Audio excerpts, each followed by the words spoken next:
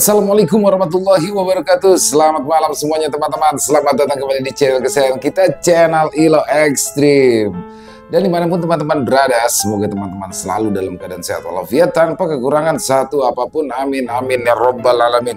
Pada kesempatan yang baik ini kami akan membawakan satu kisah dari penulis favorit kita semua, yaitu Mas Untung Prasetyo. Wah, kisahnya ini keren banget teman-teman. Tapi sebelum kita masuk ke dalam kisahnya, buat teman-teman yang mungkin baru bergabung atau yang sudah lama bergabung tapi belum diklik tombol subscribe-nya, yuk diklik dulu dong tombol subscribe-nya agar teman-teman selalu mendapatkan notifikasi dari konten-konten yang akan kami upload di setiap harinya. Untuk channel Ilo Ekstrim ini kami upload setiap hari teman-teman ya, setiap malam jam 7 malam waktu Indonesia bagian Barat. Dan gak pakai berlama-lama lagi deh, gak pakai berbahasa-basi lagi, langsung saja kita masuk ke dalam kisahnya. Budo horor on misteri di warung bakso Mas Bolo.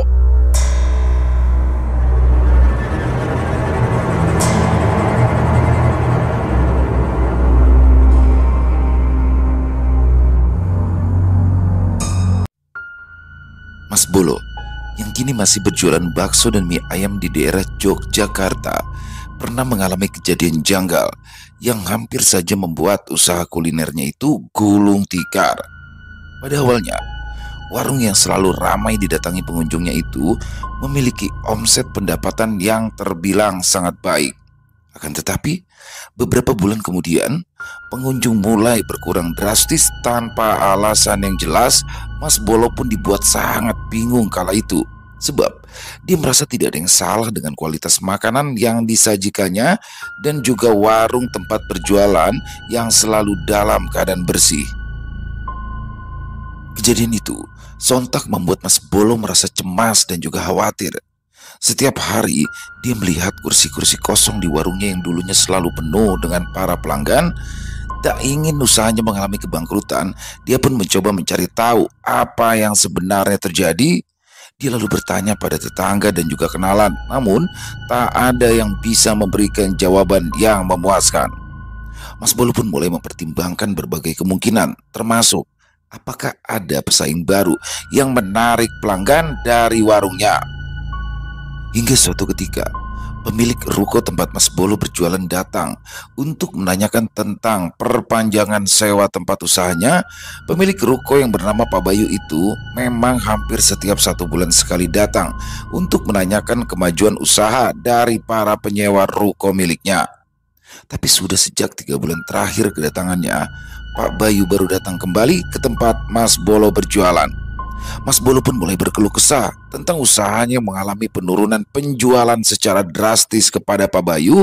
Mas Bolo juga bercerita bahwa dia dan beberapa orang lainnya mendengar desas-desus bahwa warung bakso Mas Bolo sedang terkena guna-guna. Dan karena hal itulah warung Mas Bolo menjadi sepi pembeli. Mendengar hal tersebut, Pak Bayu pun merasa kaget dan tidak percaya.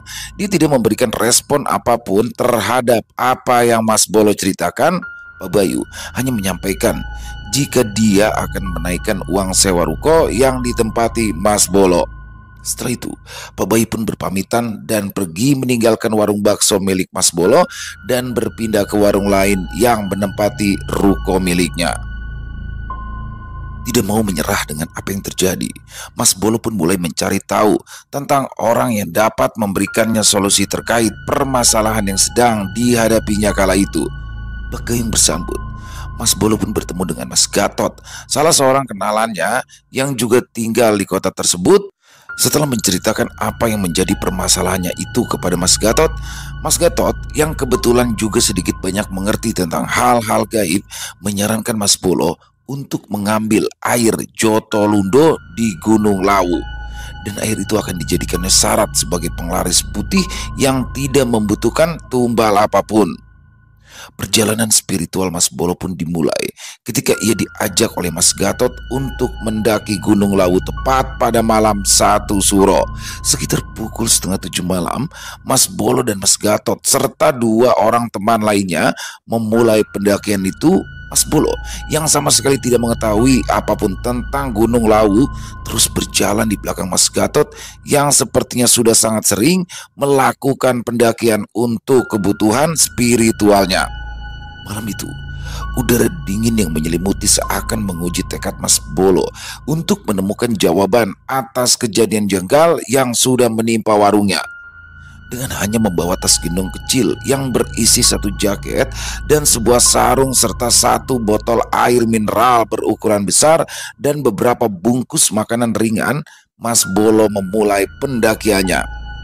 Tidak seperti kebanyakan para pendaki yang ditemuinya di jalur pendakian malam itu, Mas Bolo dan Mas Gatot serta Mas Soleh dan Nanang terlihat hanya seperti orang biasa yang sama sekali tidak berniat mendaki gunung tersebut. Pasalnya, semua pendaki yang ditemuinya terlihat menggunakan peralatan lengkap dengan tingkat keamanan yang tinggi. Tapi tidak bagi Mas Bolo dan yang lainnya.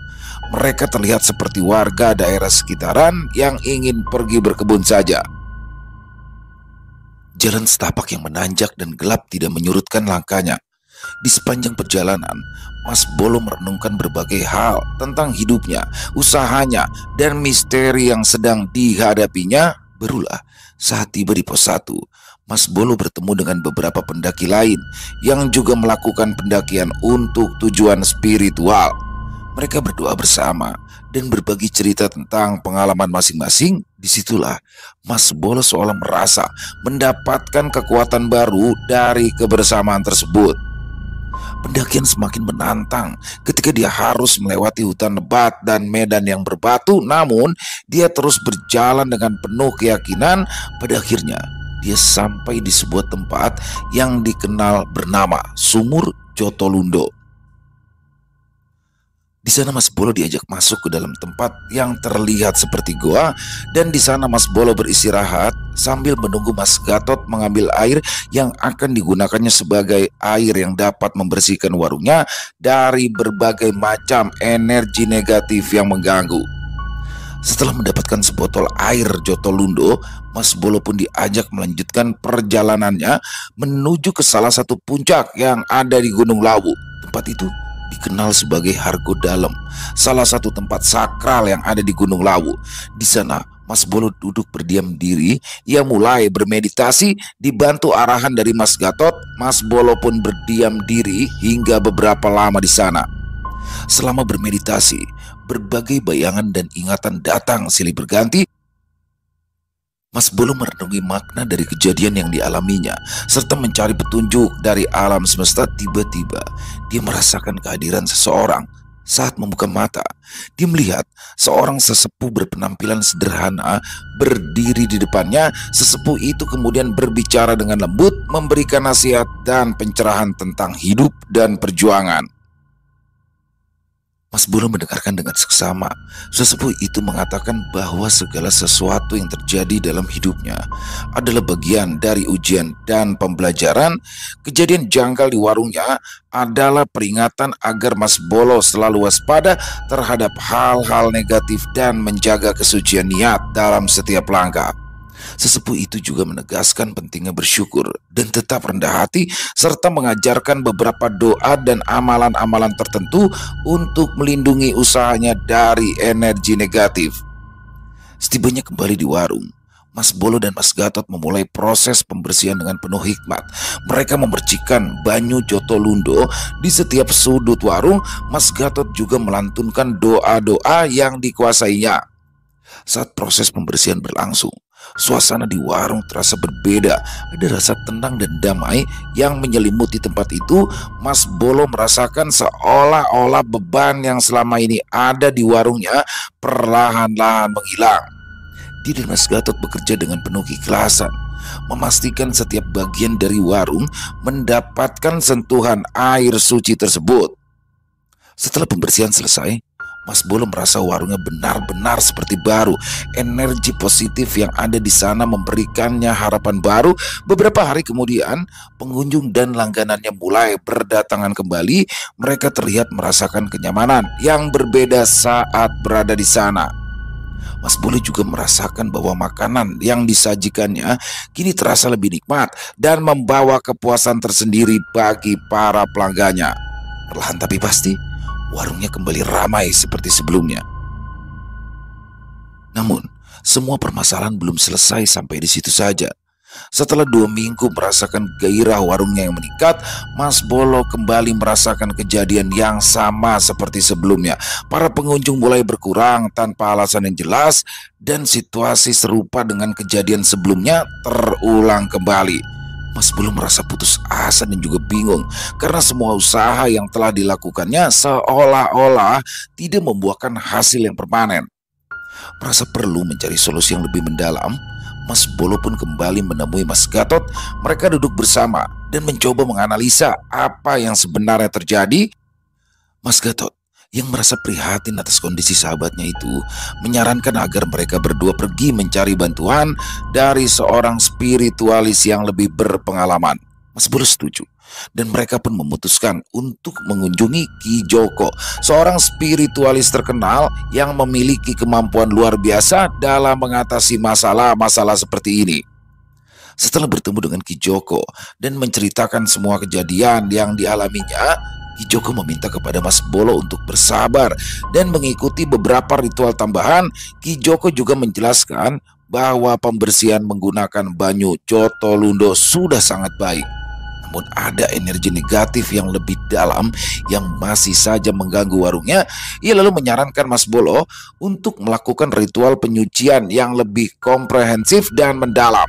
Ki Joko memberikan beberapa instruksi. Yang pertama, Mas Bolo harus mengambil air dari 7 sumber mata air yang berbeda untuk digunakan dalam ritual pembersihan.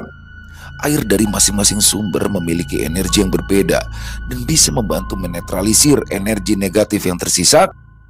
Yang kedua, Ki Joko memberikan semacam jimat pelindung yang harus diletakkan di 4 penjuru warung untuk menjaga agar energi negatif tidak kembali. Belum sempat mengatasi permasalahannya, Pak Bayu yang merupakan pemilik ruko tempat Mas Bolo berjualan pun kembali datang.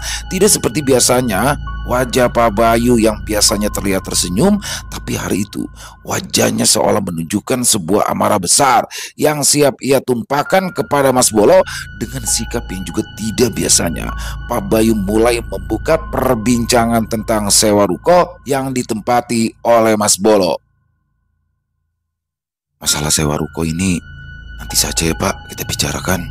Soalnya sekarang itu saya masih bingung Pak, karena warung saya ini sepi lagi Pak, ujar Mas Bolo mengungkapkan isi hatinya yang terkait dengan pembicaraan masalah sewa ruko tersebut.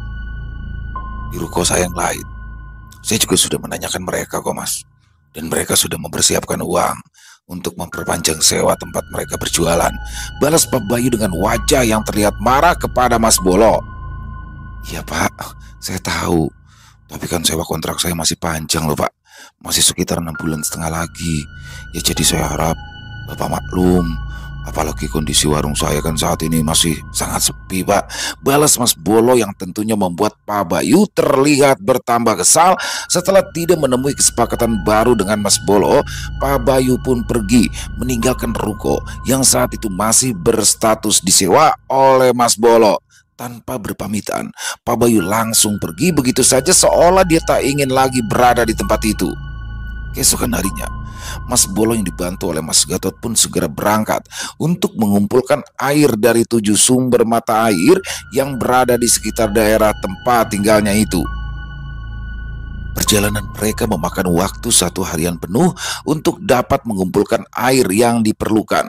Setelah semua persiapan selesai, mereka pun kembali ke warung dan memulai ritual pembersihan yang lebih mendalam sesuai dengan arahan dari Ki Joko. Dengan penuh keyakinan, Mas Bolo dan Mas Gatot memercikan air dari 7 sumber mata air ke setiap sudut warung. Sambil melafalkan doa-doa dan mantra yang diajarkan oleh Ki Joko, mereka juga menempatkan jimat pelindung di 4 penjuru warung seperti yang telah diinstruksikan oleh Ki Joko. Ritual ini dilakukan dengan sangat hati-hati dan hikmat, memastikan setiap langkah yang diikuti dengan benar. Mas Bolo mengambil air dari kendi yang telah disiapkan dan memercikannya ke dinding-dinding warung, meja, kursi, dan seluruh area tempat memasak. Sementara itu, Mas Gatot melantunkan doa-doa dengan penuh konsentrasi, memohon perlindungan dan berkah dari Sang Maha Kuasa. Suasana warung pun terasa penuh dengan energi spiritual yang kuat, seakan setiap sudut dipenuhi dengan cahaya dan juga kedamaian. Setelah air dari 7 sumber mata air dipercikan ke seluruh warung, mereka pun mulai menempatkan jimat pelindung di 4 penjuru warung. Jimat-jimat tersebut terbuat dari bahan alami dan dipenuhi dengan doa serta mantra-mantra khusus yang diberikan oleh Ki Joko. Mas Bolo menempatkan 1 jimat di setiap sudut warung sambil mengucapkan doa pelindung untuk menjaga agar energi negatif tidak kembali. Setelah semua langkah ritual selesai dilakukan, Mas Bolo dan Mas Gatot duduk sejenak untuk merenungkan apa yang telah mereka lakukan. Mereka merasa yakin bahwa kali ini usaha mereka akan membuahkan hasil yang lebih baik. Keheningan yang menyelimuti warung terasa seperti tanda bahwa semua energi negatif telah disingkirkan dan digantikan oleh energi positif. Dan benar saja, beberapa hari setelah ritual, perubahan mulai terasa. Setelah warungnya kembali buka, para pelanggannya mulai berdatangan kembali. Mereka merasa nyaman dan tenang saat berada di warung Mas Bolo. Aroma makanan yang menggoda dan suasana yang hangat membuat warung itu kembali menjadi tempat favorit bagi banyak orang. Akan tetapi, semua itu hanya bertahan selama 1 minggu. Dan setelah itu, kondisi warung milik Mas Bolo pun kembali sepi. Keadaan pun dibuat semakin memburuk dengan adanya pertengkaran Mas Bolo dan istrinya serta keluarganya, sehingga Mas Bolo pun memutuskan untuk menutup warung baksonya untuk sementara waktu. Tidak cukup sampai di situ saja. Setelah memutuskan untuk menutup warungnya, Mas Bolo pun jatuh sakit. Dan penyakit yang dialaminya itu terbilang cukup aneh. Sakit kepala yang sangat luar biasa menyiksa itu terjadi hanya pada jam-jam tertentu saja. Rasa sakit tersebut datang dengan hebat yang membuatnya tidak mampu melakukan apa-apa selain berbaring dan menahan rasa sakit. Keluarganya pun dibuat sangat khawatir melihat kondisi Mas Bolo. Mereka sudah membawa Mas Bolo ke beberapa dokter, namun tidak ada yang bisa memberikan diagnosis yang jelas. Berbagai obat sudah dicoba, namun sakit kepala itu tetap datang pada waktu yang sama di setiap harinya, membuat Mas Bolo semakin lemah dan putus asa. Merasa bahwa penyakit ini mungkin berhubungan dengan masalah spiritual yang belum terselesaikan, keluarga Mas Bolo memutuskan untuk mencari bantuan dari seorang paranormal yang terkenal di daerah mereka. Setelah sebelumnya memberitahukan kondisi Mas Bolo kepada Mas Gatot, akhirnya pihak keluarga pun sepakat membawa Mas Bolo ke rumah Mbak Surip atas saran dari Mas Gatot.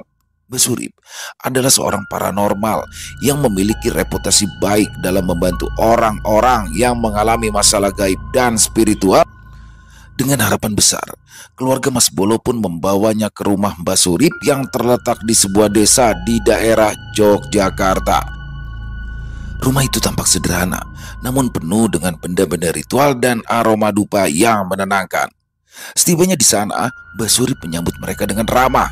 Setelah mendengar cerita tentang sakit kepala aneh yang dialami Mas Bolo, Mbak Surip meminta Mas Bolo untuk duduk dan menunggu sejenak. Mbak Surip kemudian mulai melakukan pemeriksaan spiritual, mengamati aura dan energi di sekitar Mas Bolo dengan tatapan tajam. Setelah beberapa saat, Mbak Surip mengangguk pelan. Dia menjelaskan bahwasanya sakit kepala yang diderita oleh Mas Bolo bukanlah penyakit biasa. Menurutnya, ada energi negatif yang sangat kuat yang sudah menempel kepada Mas Bolo, dan energi itu berasal dari sebuah sumber yang belum dapat dilihatnya. Akan tetapi, Mbak Surip menyampaikan jika energi hitam tersebut mungkin berhubungan dengan masalah di warungnya yang belum sepenuhnya terselesaikan. Sepertinya kami tidak memiliki masalah di warung itu loh, Mbak, ujar Mbak Asmia yang tidak lain adalah istri dari Mas Bolo. Mungkin ada hal lainnya yang berkaitan dengan warung kalian itu, Nduk, balas Mbak Surip sambil sesekali memejamkan kedua matanya dan menghela nafasnya. Aku harus mencari sumber energi itu. Karena jika tidak dimusnahkan, suamimu akan kembali merasakan sakit yang sama, Dok. Imbu Mbak Surip lagi. Apakah sumber energi hitam itu ada di warung tempat Mas Bolo berjualan, Mbak? Tanya Mas Gatot yang penasaran. Sepertinya begitu, Mas Gatot. Energiku tidak mampu menembus tabir yang menghalangi warung itu. Jadi memang sudah seharusnya kita pergi ke sana, jawab Mbak Surip menjelaskan. Mbak Surip kemudian mempersiapkan serangkaian ritual untuk mengusir energi negatif yang ada di dalam tubuh Mas Bolo. Ia meminta keluarga Mas Bolo agar tetap tenang dan membantu mendoakan selama proses itu berlangsung dengan alat-alat ritualnya seperti dupa, bunga, dan air suci. Mbak Surip mulai melantunkan mantra-mantra khusus. Asap dupa memenuhi ruangan, menciptakan suasana yang terasa sangat mencekam dengan aura mistis yang sangat kental. Selama ritual berlangsung, Mas Bolo merasakan rasa panas di beberapa bagian tubuhnya dan kepala yang terasa semakin berat, namun dia tetap tenang dan mengikuti arahan Mbak Surip. Ritual berlangsung selama beberapa jam hingga membuat Mbak Surip mengeluarkan keringat banyak yang membasahi baju hitam dengan motif batik berwarna coklat yang dikenakannya. Secara perlahan, kondisi Mas Bolo pun mulai membaik. Sakit kepala yang luar biasa itu berangsur-angsur menghilang dan kesehatannya mulai pulih kembali. Tetapi Mbak Surip tetap meminta untuk mendatangi warung bakso milik Mas Bolo itu demi memastikan sumber energi hitam yang membuat Mas Bolo jatuh sakit. Beberapa hari berikutnya, Mas Bolo bersama dengan Mas Gatot dan keluarganya pun mengantar Mbak Surip ke warung bakso yang telah ditutup sementara itu. Setibanya di sana, Mbak Surip menggelengkan kepalanya karena ia merasakan energi negatif yang cukup besar dengan tabir pelindungnya yang sangat kuat.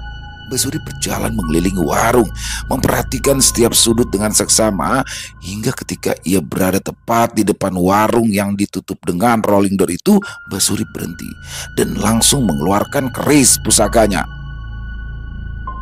Setelah beberapa saat, Mbak Surip pun kembali berjalan dan kemudian berhenti di sudut warung yang tampak biasa saja.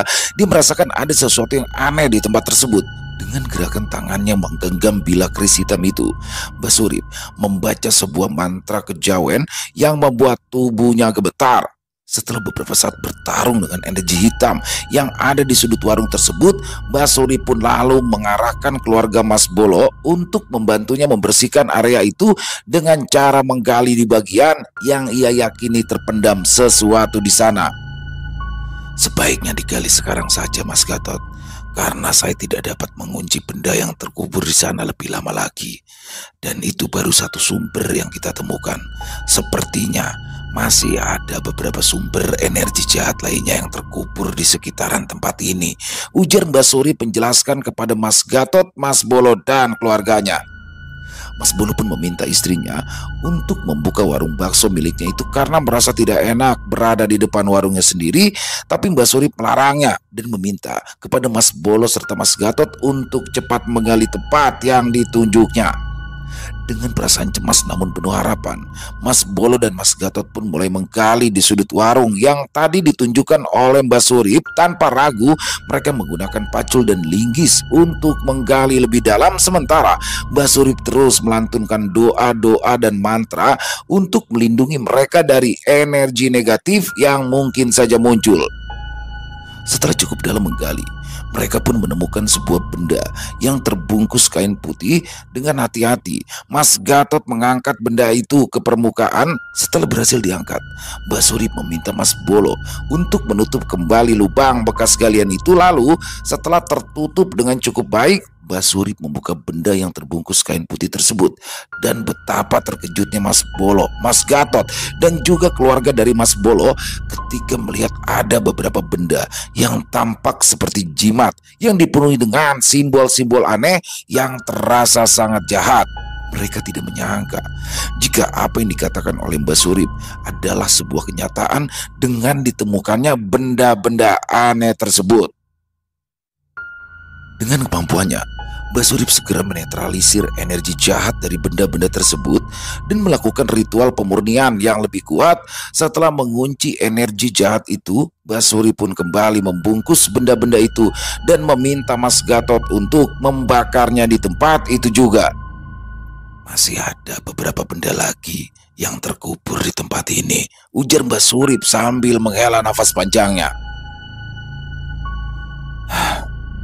Sepertinya butuh waktu lama untuk kita membersihkan tempat ini, imbu Mbah Surip lagi, yang membuat Mas Bolo dan semua orang di sana merasa sangat terkejut dibuatnya.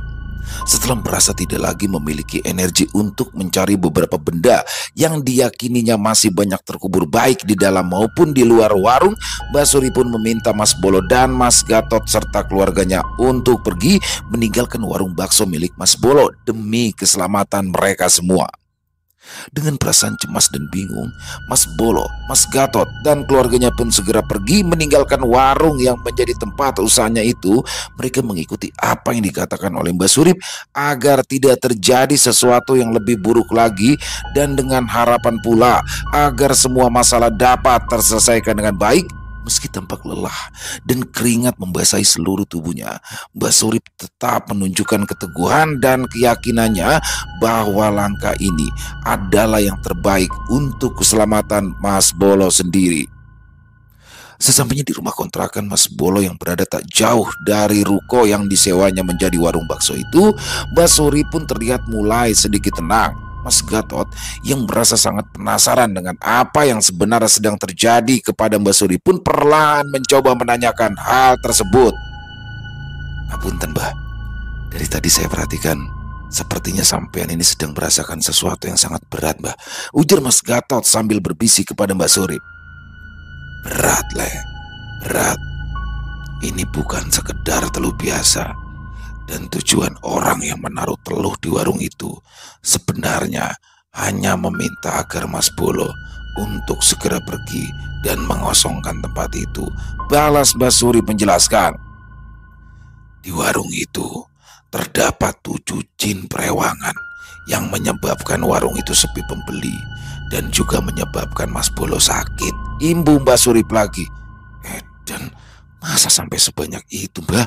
Tanya Mas Gatot yang langsung dibalas anggukan kepala oleh Mbah Surip dengan yakin. Apa sebenarnya yang dicari orang itu ya Mbah? Tanya Mas Gatot lagi. Aku belum bisa menjelaskannya secara gamblang karena jin perewangan seorang dukun sakti itu terus memaksaku untuk segera pergi dari warung itu. Bahkan mereka mengancamku agar aku tidak usah ikut campur dalam urusan ini, balas Mbah Surip menjelaskan apa yang diketahuinya dari makhluk-makhluk gaib yang berada di warung bakso tersebut. Sepertinya jika hanya seorang diri, aku tidak mampu untuk membantu kalian Le. Karena terus terang, dukun yang menanam guna-guna di warungmu itu adalah seorang dukun sakti yang memiliki banyak sekali jin perewangan, imbu Mbah Surip yang tentunya membuat Mas Bolo dan Mas Gatot tercengang mendengarnya. Lalu bagaimana Mbah? Apa yang harus kita lakukan? Balas Mas Gatot yang berusaha terlihat tetap tenang kala itu. Aku membutuhkan bantuan kalian. Pada malam Jumat Wage nanti, kita akan musnahkan seluruh benda pengantar teluh yang ada di warung itu agar kita dapat mengetahui siapa yang sebenarnya tega mengganggu usahamu itu, ujar Mbah Surip dengan mantap. Mas Gatot dan Mas Bolo pun terlihat sangat siap untuk membantu Mbah Surip walau memiliki resiko yang sangat besar, tapi Mas Gatot memiliki alasan tersendiri dengan kesiapan yang telah dimilikinya dalam hal-hal gaib. Sementara itu, Mas Bolo ingin tahu siapakah orang yang menaruh dendam atau tidak menyukainya atau merasa tersaingi dengan usahanya yang sempat maju itu. Mbah Surip pun merasa sangat terbantu atas kesanggupan dan juga keberanian dari Mas Bolo dan juga Mas Gatot.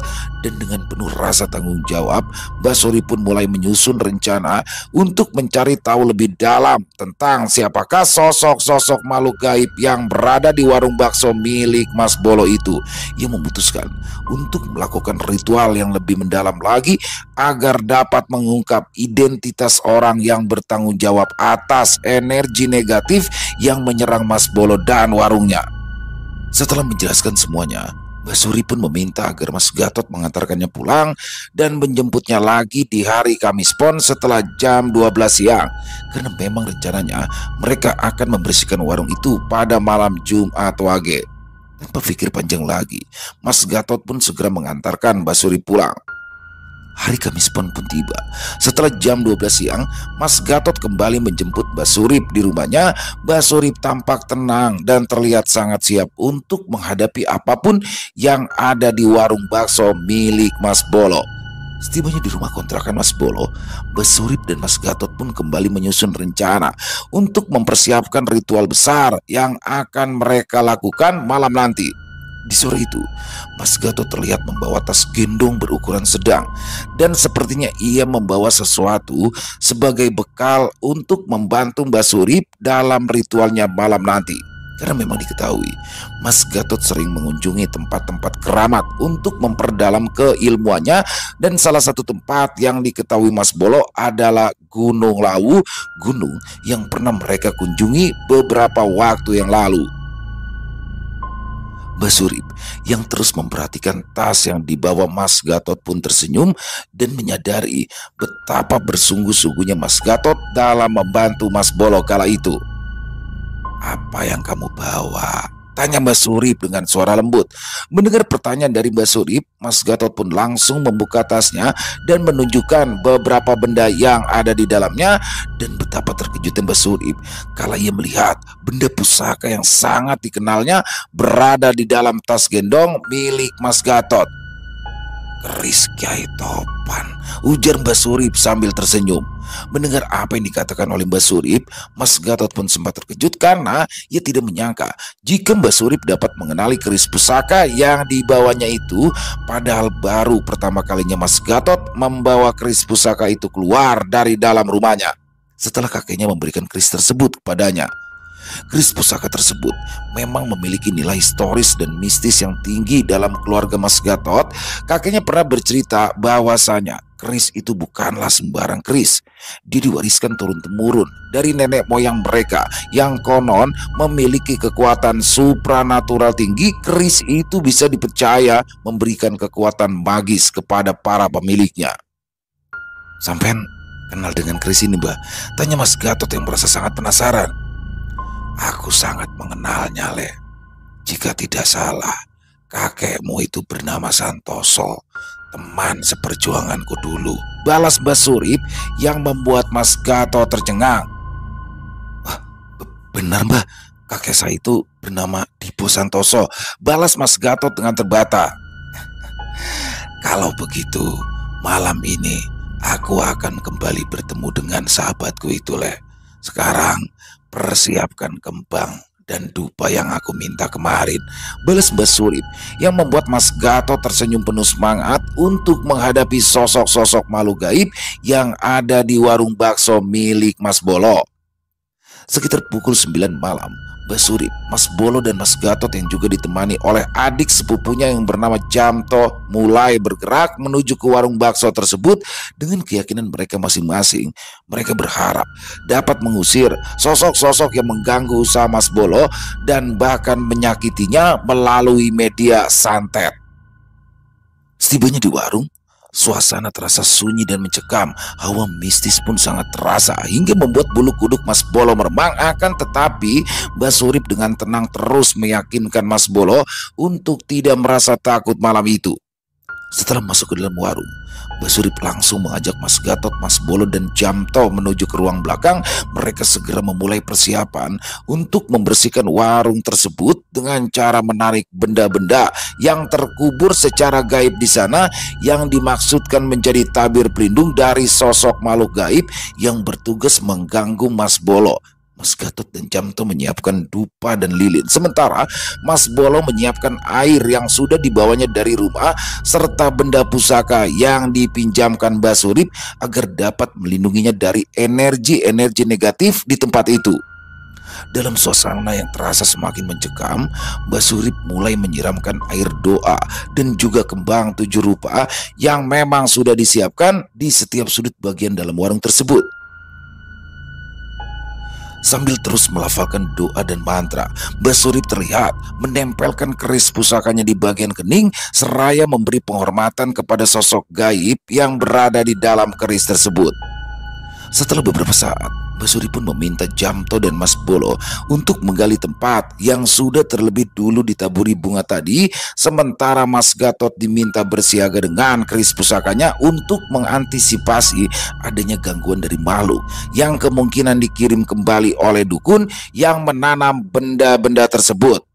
Mereka kembali menemukan beberapa jimat hitam lagi yang tersembunyi dengan sangat rapi. Mbah Surip pun segera mengunci energi dari jimat yang ditemukannya itu untuk memastikan bahwa energi jahat yang ada di sana benar-benar hilang. Selama proses ini, suasana di dalam warung pun perlahan mulai berubah. Energi negatif yang tadinya sangat kuat perlahan tapi pasti mulai menghilang, digantikan oleh aura yang lebih sejuk. Setelah dapat mengangkat 3 benda yang terkubur di dalam warung itu, Mbah Surip lalu meminta Jamto dan juga Mas Bolo untuk segera membakar ketiga benda yang terbungkus dengan kain putih tersebut. Dan setelah itu, Mas Bolo pun mulai merasakan tubuhnya kembali menjadi ringan dan pandangan matanya terasa lebih terang kembali. Akan tetapi, permasalahan yang sebenarnya barulah muncul ketika Mbah Surip, Mas Bolo, Mas Gatot, dan Jamto selesai membakar semua benda yang ditemukannya. Tiba-tiba saja di ruangan tempat mereka berada terasa sangat panas dengan disertai adanya suara ledakan dari arah atas ruko tersebut. Mereka semua terkejut dan segera berhenti dari apa yang sedang mereka lakukan. Mbah Surip dengan cepat membaca mantra pelindung, sementara Mas Bolo dan Jamto berusaha memadamkan api dari benda-benda yang terbakar dengan air doa. Sementara Mas Gatot langsung mengarahkan keris pusakanya ke arah suara ledakan terdengar. Mbah Surip menyuruh mereka untuk tetap tenang dan fokus. Dia tahu bahwasanya mereka sedang menghadapi makhluk gaib yang sangat kuat dan berbahaya. Mas Bolo, meskipun merasa takut, tetap berdiri tegak di samping Mbah Surip. Dia merasakan keteguhan dalam dirinya. Didorong oleh keinginan kuat untuk melindungi keluarganya dan usahanya, Mas Gatot dengan pengetahuannya tentang hal-hal gaib membantu Mbah Surip dengan penuh keyakinan membaca doa dan mantra yang telah dikuasainya. Setelah melakukan pertempuran goib dengan saling beradu energi, akhirnya Mbah Surip memutuskan untuk mengambil langkah drastis. Ia memasukkan makhluk gaib yang menjadi perewangan seorang dukun yang mengirimi santet kepada Mas Bolo ke dalam tubuh Jamto. Seketika Jamto tak sadarkan diri lalu mulai menggeram dengan suara yang sangat menakutkan. Mas Bolo dan Mas Gatot segera memegang Jamto erat-erat, memastikan ia tidak melukai dirinya sendiri ataupun orang lain. Energi negatif yang kuat terasa di sekitaran mereka membuat suasana semakin mencekam. Mbah Surip terus membacakan mantra aji untuk dapat segera melemahkan sosok makhluk gaib yang kini bersarang di dalam tubuh Jamto. Jamto meronta-ronta dengan kekuatan yang tak wajar. Matanya terbuka lebar, namun seluruh bola matanya berwarna putih tanpa ada bagian hitamnya. Suara geramannya semakin keras, tubuhnya bergetar hebat. Mbah Surip dengan tekad kuat terus membacakan mantra sambil menarik semua energi negatif dari tubuh Jamto dan memindahkannya ke dalam sebuah jimat pelindung yang telah disiapkan sebelumnya. Energi di ruangan tersebut semakin memanas, seolah-olah ada pertempuran gaib yang tak terlihat sedang berlangsung. Asap dupa semakin pekat menyebar di seluruh ruangan, menciptakan atmosfer yang penuh dengan ketegangan. Meskipun tampak lelah, tapi Mbah Surip tidak menunjukkan tanda-tanda untuk menyerah. Lelaki yang usianya sudah lebih dari 80 tahun itu terlihat mengeluarkan seluruh kemampuannya malam itu. Setelah beberapa saat kemudian, energi negatif yang kuat mulai berkurang dari tubuh Jamto. Tubuh Jamto yang awalnya tegang mulai mereda dan tak lagi bergetar. Geramannya pun perlahan tak lagi terdengar. "Lepaskan dia, ambil pusakamu dan tunjuk ke arah temanmu ini," ujar Mbah Surip yang meminta Mas Gatot untuk melakukan apa yang telah dipintanya tadi. Tanpa menunggu, Mas Gatot pun perlahan melepaskan tubuh Jamto dan mengambil kerisnya yang diletakkannya di atas meja ketika ia memegangi tubuh Jamto tadi. Sementara itu, Mas Bolo terlihat kebingungan dengan tetap memegangi tubuh Jamto dengan sangat erat. Siapa? Siapa yang menyuruhmu untuk berada di sini? Tanya Mbah Surip kepada sosok makhluk gaib yang berada di dalam tubuh Jamto. Kitandu, Kitandu, aku hanya pesuruhnya. Tolong lepaskan aku, ucap Jamto dengan suara serak dan terdengar mengerikan itu. Siapa yang menyuruh Kitandu untuk menempatkanmu di sini? Tanya Mbah Surip yang hanya dibalas dengan gelengan kepala oleh Jamto. Mengetahui jika makhluk yang berada di dalam tubuh Jamto tidak mau memberitahukan siapakah yang sudah menyuruh dukun bernama Kitandu itu, Mbah Surip pun langsung memberikan tanda kepada Mas Gatot untuk mengarahkan keris pusakanya ke arah Jamto. Dan betapa terkejutnya Mas Gatot ketika melihat reaksi pada sosok makhluk gaib yang sedang dikurung di dalam tubuh Jamto oleh Mbah Surip itu. Sosok makhluk gaib tersebut nampak ketakutan ketika Mas Gatot mengarahkan keris pusakanya. Aku hanya diminta untuk membuat usaha di tempat ini bangkrut, Ki. Aku hanya diminta oleh majikanku, ujar sosok yang ada di dalam tubuh Mas Jamto. Siapa yang menyuruh majikanmu itu? Tanya Mbah Surip dengan tegas. Bayu, setauku orang itu bernama Bayu, jawab sosok makhluk tersebut sambil menggeliat. Sekarang pergilah, pergi ke tempat orang yang menyuruhmu dan juga majikanmu. Lakukan seperti apa yang telah kau lakukan kepada pemilik warung ini, ujar Mbah Surip dengan tegas. Setelah mendapatkan jawaban dari sosok makhluk tersebut, Mbah Surip pun langsung melepaskan energi pengunci yang sedari tadi membelenggu makhluk gaib tersebut di dalam tubuh Jamto. Dan dengan seketika tubuh Jamto terkulai lemas. Beruntung Mas Bolo sedari tadi masih terus memegangi tubuh Jamto dan dengan sigap menahan tubuhnya agar tidak terjatuh. Jika besok ada yang datang ke rumahmu untuk meminta maaf, maka sekiranya maafkanlah orang itu, Leh, ujar Mbah Surip yang telah dimengerti oleh Mas Bolo.